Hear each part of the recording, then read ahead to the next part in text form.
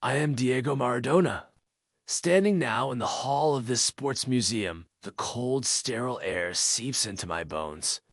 Through the glass display, I spot the familiar jersey, the blue and white stripes that once hugged my body.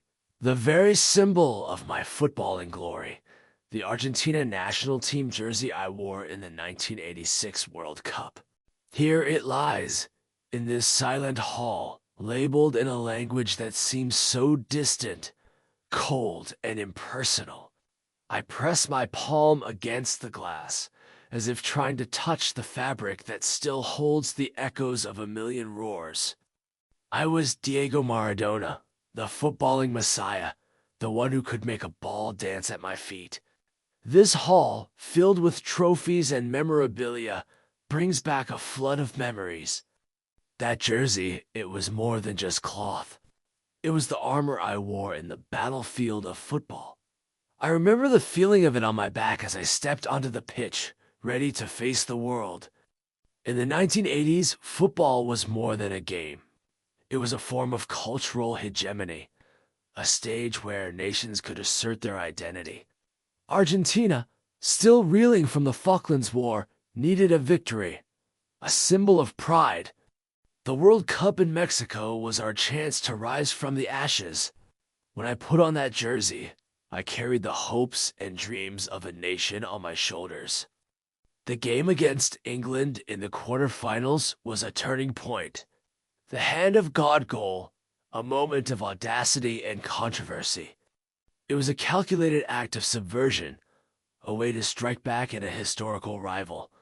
The laws of the game were bent, but in the context of the political and cultural rivalry, it was a statement. And then, the goal of the century. It was a display of individual genius, a dribble through a sea of defenders that defied the principles of positional play. I was like a lone wolf, cutting through the opposition with precision and speed. As I played, I felt like I was in a trance.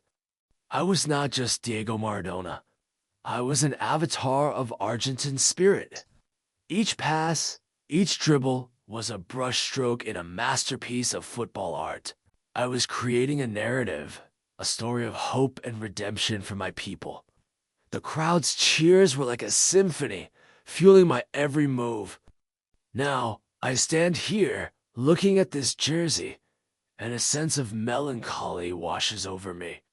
The bright lights of the museum highlight the stains in the wear, a reminder of the battles fought. Tourists pass by, taking pictures, but they can never truly understand the weight of those moments. The game has changed. It has become more about money and commercialization, losing the essence of passion and national pride. My jersey, once a symbol of unity and victory, is now a relic in a museum. It is a victim of the passage of time and the changing landscape of football. The spirit that once burned so bright within it seems to have faded. The modern game, with its strict regulations and corporate influence, has lost the raw emotion and the cultural significance that I brought to the pitch. The museum closes, and the lights dim. The jersey's left in the darkness, a silent witness to a bygone era. I turn away, knowing that the football I knew and loved is gone. My spirit, once so free on the pitch, now feels caged by the memories of a past that can never be replicated. My journey as Diego Maradona was a wild ride, a blend of genius and controversy.